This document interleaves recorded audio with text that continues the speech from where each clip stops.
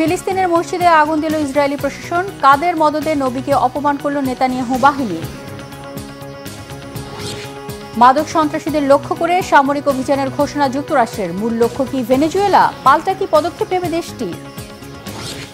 অবশেষে পৃথিবীতে ফিরলেন চীনের 3 নভোচারী। কেন আটকা পড়েছিল, কিভাবে বেঁচে ফিরলেন তারা? আসসালামু আলাইকুম, দেখছিলেন Bangla vision world news headline. পশ্চিম তীরে আবারও উস্কে উঠল ইসরায়েলি সহিংসতা। ফজরের আগে একটি মসজিদে আগুন ধরিয়ে দেয় অবৈধ বসতি স্থাপনকারীরা। মুসল্লিরা সকালে নামাজ পড়তে এসে ভেতরে পোড়া গন্ধ আর আগুনের চিহ্ন দেখে হতবাক হয়ে যায়। দেয়ালে লেখা ছিল ধর্মীয় অপমানজনক কথা। মসজিদটি সম্পূর্ণ পুড়ে যাওয়া থেকে রক্ষা পেলেও স্থানীয় ফিলিস্তিনিদের দাবি এটি ইসরায়েলের দখলদার সরকারের মদদে ঘটানো হয়েছে। হাফিজুল ইসলামের ডেস্ক রিপোর্টে বিস্তারিত। ফিলিস্তিনের দখলকৃত পশ্চিম তীরে একটি মসজিদে আগুন ধরিয়ে দেয় অবৈধ ইসরায়েলি বসতি স্থাপনকারীরা। রাতের অন্ধকারে জ্বলে ওঠা আগুন কোনো দুর্ঘটনা নয়, বরং ফিলিস্তিনিদের প্রতি ঘৃণা ও তাদের উৎখাতের পরিকল্পিত সন্ত্রাস। গত 13ই নভেম্বর ফজরের আগে উগ্রপন্থী একদল ইসরায়েলি স্থানীয় মসজিদটিতে আগুন লাগায়। স্প্রে পেইন্ট ব্যবহার করে দেয়ালে লিখে রেখে যায় অপমানজনক ও উস্কানিমূলক বার্তা। ধোঁয়ায় কালো হওয়া মসজিদের দেয়াল, ভাঙা জানালা আর পুড়ে যাওয়া কার্পেটের গন্ধ যেন ঘোষণা দিচ্ছিল এই হামলার উদ্দেশ্য ফিলিস্তিনি মুসলমানদের ধর্মীয়ভাবে অপমান করা। কিন্তু কিভাবে ঘটল ন্যাক্কারজনক এই ঘটনা? গত রাতে একদল ইসরায়েলি হাজা হামিদা মসজিদে নৃশংস হামলা চালিয়েছে। মসজিদটি দের ইস্তিয়া ও কিফল হারিস গ্রামের মাঝামাঝি অবস্থিত। এমন আক্রমণ অবৈধ বসতি স্থাপনকারীদের ঘোষিত যুদ্ধেরই অংশ। ইসরায়েল সরকারের সরাসরি সমর্থনে ফিলিস্তিনি জনগণের বিরুদ্ধে চালানো হচ্ছে এসব কার্যক্রম। এই হামলা আমাদের ইবাদতখানা ও মসজিদের পবিত্রতা লঙ্ঘন করেছে। মসজিদের উত্তর দিকের দেয়ালে বর্ণবাদী স্লোগান লেখা হয়েছে। অপমান করা হয়েছে আমাদের প্রিয় নবী মুহাম্মদ সাল্লাল্লাহু আলাইহি ওয়াসাল্লামকে। মসজিদের বাইরের দেয়ালে লেখা অপমানজনক বাক্যগুচ্ছ মুসলিম ফিলিস্তিনিদের খুবই মর্মাহত করেছে। দ্রুত ছড়িয়ে পড়ার আগে আগুন নেভাতে পারলেও স্থানীয় বাসিন্দাদের মনে এখনও রয়ে গেছে ক্ষয়ক্ষতির ধাক্কা ও আতঙ্কের ছাপ। ব্যবস্থা নিতে আরেকটু দেরি হলেই হয়তো আগুন গ্রাস করে ফেলত পুরো মসজিদ। মধ্যরাতের পর ভোরে মুসল্লিরা যখন নামাজ পড়তে মসজিদে আসে, তখন ভেতর থেকে আসা পোড়া গন্ধে তারা চমকে ওঠে। মসজিদের দরজা ছিল হাট করে খোলা, ভিতরে তখনও আগুন জ্বলছিল। সঙ্গে সঙ্গে আশেপাশের সবাইকে খবর দেওয়া হয়। দ্রুত সিভিল ডিফেন্সকে ডাকায় পুরো মসজিদটি পুড়ে যাওয়ার হাত থেকে রক্ষা পায়। ঘটনাস্থলে দ্রুত সেনা পাঠানোর দাবি করেছে ইসরায়েলি সামরিক বাহিনী। নিয়ম মাফিক এক বিবৃতিতে আইডিএফ বলেছে যে কোনো ধরনের সহিংসতার বিরোধিতা তারা করবে, কিন্তু তাদের এসব কথা বিশ্বাস করে না ফিলিস্তিনিরা। বরাবরের মতো হামলাকারীদের বিরুদ্ধে ব্যবস্থা নেওয়া হবে কিনা সেটা নিয়েও রয়েছে গভীর সন্দেহ।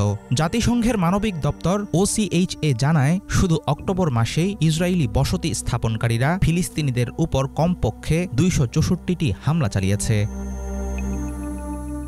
বহুদিন ধরেই ভবিষ্যৎ ফিলিস্তিনি রাষ্ট্রের কেন্দ্রীয় ভূখণ্ড হিসেবে বিবেচিত হয়ে আসছে পশ্চিম তীর। কিন্তু ইসরায়েলি সরকার একের পর এক অবৈধ বসতি সম্প্রসারণের মাধ্যমে টুকরো টুকরো করে দিয়েছে এই ভূখণ্ডকে। আন্তর্জাতিক আইন, জাতিসংঘ এবং বিশ্বের অধিকাংশ দেশ এসব বসতিকে অবৈধ ঘোষণা করলেও তাতে কান দেয় না ইসরায়েল। বরং ইহুদি সেটলারদের উস্কে দিয়ে তারা চালাচ্ছে নৃশংস সব কার্যক্রম। মসজিদে আগুন দেওয়া কেবল একটি ভবনে আক্রমণ নয়, বরং মুসলিম ফিলিস্তিনি জনগোষ্ঠীর আত্মপরিচয়, ধর্ম, ইতিহাস ও ভবিষ্যতের উপর নগ্ন আঘাত। হাফিজুল ইসলাম, বাংলা ভিশন। লাতিন আমেরিকার দেশ ভেনেজুয়েলাকে লক্ষ্য করে সামরিক অভিযান অপারেশন সাউদার্ন স্পিয়ারের ঘোষণা দিয়েছে মার্কিন যুক্তরাষ্ট্র। মার্কিন প্রতিরক্ষামন্ত্রী পিট হেগসেথ বৃহস্পতিবার এই ঘোষণা দেন।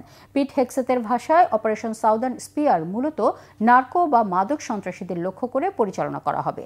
যুক্তরাষ্ট্রের যে কোনো ধরনের আগ্রাসন বা সামরিক হামলা ঠেকাতে পূর্ণ প্রস্তুতি নিচ্ছে ভেনেজুয়েলাও। বিস্তারিত মীর ফজলে রাব্বির ডেস্ক রিপোর্টে। একদিকে মার্কিন বাহিনীর বিরুদ্ধে লড়তে চূড়ান্ত প্রস্তুতি নিচ্ছে ভেনেজুয়েলার সেনারা, আর অন্যদিকে ভেনেজুয়েলার উপকূলে একের পর এক যুদ্ধজাহাজের সমাবেশ ঘটাচ্ছে মার্কিন যুক্তরাষ্ট্র। এমন উত্তপ্ত পরিস্থিতির মধ্যেই এবার আরও বড় পদক্ষেপ নিল যুক্তরাষ্ট্র। লাতিন আমেরিকার দেশ ভেনেজুয়েলাকে লক্ষ্য করে আনুষ্ঠানিকভাবে সামরিক অভিযানের ঘোষণা দিল দেশটি। অপারেশন সাউদার্ন স্পিয়ার নামের এই অভিযান চালানোর ঘোষণা দিয়েছেন মার্কিন প্রতিরক্ষামন্ত্রী পিট হেগসেথ। পিট হেগসেথের ভাষায় অপারেশন সাউদার্ন স্পিয়ার মূলত নার্কো বা মাদক সন্ত্রাসীদের লক্ষ্য করে পরিচালনা করা হবে। 13 নভেম্বর সামাজিক মাধ্যম এক্সের এক পোস্টে তিনি বলেন, আজ আমি অপারেশন সাউদার্ন স্পিয়ার ঘোষণা করছি। তিনি আরো বলেন, এই অভিযান সেই সব মাদক থেকে আমাদের স্বদেশকে রক্ষা করবে যেগুলো আমাদের জনগণকে মেরে ফেলছে। সংবাদ মাধ্যম টিআরটি ওয়ার্ল্ডের এক প্রতিবেদনে এ তথ্য জানানো হয়। যুক্তরাষ্ট্র গত কয়েক সপ্তাহ ধরেই এই অঞ্চলে যুদ্ধজাহাজের সমাবেশ ঘটাচ্ছে। এর মধ্যে আছে পৃথিবীর সবচেয়ে বড় যুদ্ধজাহাজ বিমানবাহী রণতরী ইউএসএস জেরাল্ড আর ফোর্ড। যুক্তরাষ্ট্রের যে কোনো ধরনের আগ্রাসন বা সামরিক হামলা ঠেকাতে পূর্ণ প্রস্তুতি নিচ্ছে ভেনেজুয়েলাও। মঙ্গলবার একটি নতুন জাতীয় প্রতিরক্ষা কাঠামোতে স্বাক্ষর করেছেন ভেনেজুয়েলার প্রেসিডেন্ট নিকোলাস মাদুরো, যার মাধ্যমে বেসামরিক ও সামরিক বাহিনীকে একত্রিত করার জন্য অখণ্ড প্রতিরক্ষা কমান্ড অবিলম্বে সক্রিয় করার নির্দেশ দেওয়া হয়েছে। এই আইন স্বাক্ষরের মাধ্যমে ভেনেজুয়েলার সমস্ত সরকারি প্রতিষ্ঠান, সামরিক প্রতিষ্ঠান এবং নাগরিক শক্তিকে একত্রিত করে প্রতিরক্ষা কমান্ডগুলোকে সক্রিয় করা হবে। এই পবিত্র ভূমিকে রক্ষা করার জন্য আমাদের সশস্ত্র সংগ্রামে যেতে হবে। আমাদের অবশ্যই দেশপ্রেম এবং সাহসের সাথে জয়লাভ করার প্রস্তুতি নিতে হবে।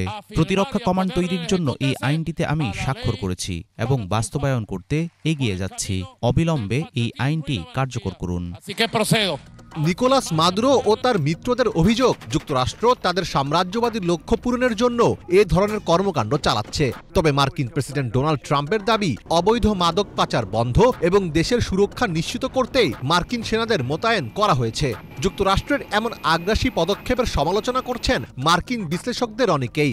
সম্প্রতি মার্কিন কলামিস্ট টেড স্লাইডার বলেছেন, ডোনাল্ড ট্রাম্প মিথ্যা অজুহাতে ভেনেজুয়েলা, ইরান ও নাইজেরিয়ার বিরুদ্ধে অর্থহীন যুদ্ধে যুক্তরাষ্ট্রকে টেনে নেওয়ার ঝুঁকি নিচ্ছেন। এসব যুদ্ধের সবকটি ওইসব অঞ্চলগুলোতে আমেরিকার অবস্থানকে আরও বিপন্ন করবে। এগুলোর সবকটিই অর্থহীন, কারণ এগুলো মিথ্যার ওপর ভিত্তি করে তৈরি। গত 2 সেপ্টেম্বর যুক্তরাষ্ট্র ক্যারিবীয় সাগরে নৌযান লক্ষ্য করে একের পর এক হামলা শুরু করার পর থেকে ওই অঞ্চলে সেনা মোতায়েন বৃদ্ধি করা হয়েছে। এ পর্যন্ত যুক্তরাষ্ট্র ক্যারিবীয় সাগর ও পূর্ব প্রশান্ত মহাসাগরে কথিত মাদক চোরাচালানি জাহাজ লক্ষ্য করে কমপক্ষে 19 বার বিমান হামলা চালিয়েছে। এসব হামলায় এ পর্যন্ত কমপক্ষে 80 জন নিহত হয়েছেন। মীর ফজলে রাব্বি, বাংলা ভিশন। জার্মানি, ইতালি ও গ্রিসের 4টি সংগঠনকে সন্ত্রাসী গোষ্ঠী হিসেবে তালিকাভুক্ত করেছে যুক্তরাষ্ট্র। ফ্যাসিবাদ বিরোধী অ্যান্টিফা আন্দোলনের সঙ্গে যোগ থাকায় এগুলোকে বিশেষভাবে চিহ্নিত বৈশ্বিক সন্ত্রাসের তকমা দেওয়া হয়েছে। বৃহস্পতিবার মার্কিন পররাষ্ট্রমন্ত্রী মার্কো রুবিও এক বিবৃতিতে এই তথ্য জানান। নতুন সন্ত্রাসী গোষ্ঠীর তকমা পাওয়া ইউরোপের 4 সংগঠন হল জার্মান ভিত্তিক অ্যান্টিফা অস্ট, ইতালির ইনফরমাল অ্যানাকোরিস্ট ফেডারেশন বা ইন্টারন্যাশনাল রেভলিউশনারি ফ্রন্ট, গ্রিসের প্রোলেতারিয়ান জাস্টিস ও রেভলিউশনারি ক্লাস সেলফ ডিফেন্স। মার্কিন পররাষ্ট্র দফতর সতর্ক করে দিয়ে বলেছে, এই নিষেধাজ্ঞার ফলে যারা এই 4টি সংগঠনের সঙ্গে ব্যবসা করবে তাদের বিরুদ্ধে ব্যবস্থা নেবে যুক্তরাষ্ট্র। এই ঘোষণা অ্যান্টিফা নির্মূল করতে ট্রাম্প প্রশাসনের আরেকটি পদক্ষেপ। আগামী 20 নভেম্বর থেকে এই ঘোষণা কার্যকর করা হবে। এর আগে গত সেপ্টেম্বরে ডানপন্থী রাজনৈতিক কর্মী চার্লি ক্লার্ক হত্যাকাণ্ডের পর ফ্যাসিবাদ বিরোধী অ্যান্টিফা আন্দোলনকে সন্ত্রাসী সংগঠন ঘোষণা করে যুক্তরাষ্ট্র। অবশেষে শেনচৌ 21 মহাকাশযানে করে পৃথিবীতে ফিরে এলেন চীনের 3 নভোচারী চেন দং, চেন ঝংরুই এবং ওয়াং জির। শুক্রবার মহাকাশযানটি উত্তর চীনের ইনার মঙ্গোলিয়া স্বায়ত্তশাসিত অঞ্চলে অবতরণ করে। এর আগে 6 মাসের মিশন শেষে 5 নভেম্বর পৃথিবীতে ফেরার কথা ছিল চীনের 3 নভোচারীর, কিন্তু মহাকাশে বর্জ্য বা স্পেস জাঙ্ক আঘাত হানলে পৃথিবীতে ফিরে আসার পথ বন্ধ হয়ে যায় তাদের। নভোচারীদের পৃথিবীতে ফিরে আসা নিয়ে বিস্তারিত জানাচ্ছেন শহীদ আরাফাত। মহাকাশে বর্জ্যের আঘাতের পর চীনের 3 নভোচারীর পৃথিবীতে ফিরে আসা নিয়েই শঙ্কা তৈরি হয়েছিল, কিন্তু খুব দ্রুতই সেই মেঘ কেটে গেল। নতুন মহাকাশযান শেনচো 21-এ করে পৃথিবীতে ফিরলেন নভোচারী চেন জংরুই এবং ওয়াংজি। শুক্রবারই সেই শুভ মুহূর্তের সাক্ষী হলো চীন সহ পৃথিবীর কোটি মানুষ। চীনের ইনার মঙ্গোলিয়া স্বায়ত্তশাসিত অঞ্চলে অবতরণ করল চীনের মহাকাশযান শেনচো 21। মহাকাশে যান্ত্রিক ত্রুটি কিংবা এই ধরনের বর্জ্যের আঘাত নতুন কিছু নয়। পৃথিবীতে ফিরে এসে সেই চ্যালেঞ্জিং মুহূর্তের কথা বললেন মহাকাশযানটির ক্যাপ্টেন চেন দং। মৃত্যু হতে পারে এমনটি ভেবে এই কঠিনকে সহজ করতে হয়, আর এ কারণেই এই পথকে বেছে নিয়েছেন চেন। ভালো লাগছে পৃথিবীতে ফিরে আসতে পেরে। তবে এটি সবসময় একজন নভোচারীর জন্য চ্যালেঞ্জিং।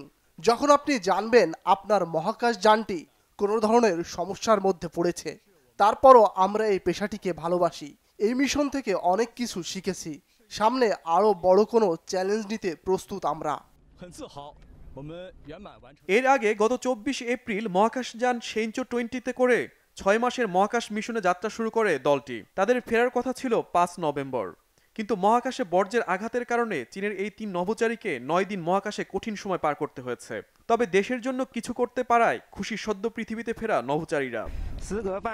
এই অর্জন আমাদের দেশের জন্য একটি উল্লেখযোগ্য প্রচেষ্টা।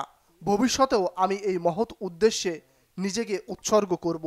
মহাকাশ অনুসন্ধানে আমরা প্রচেষ্টা অব্যাহত রাখব।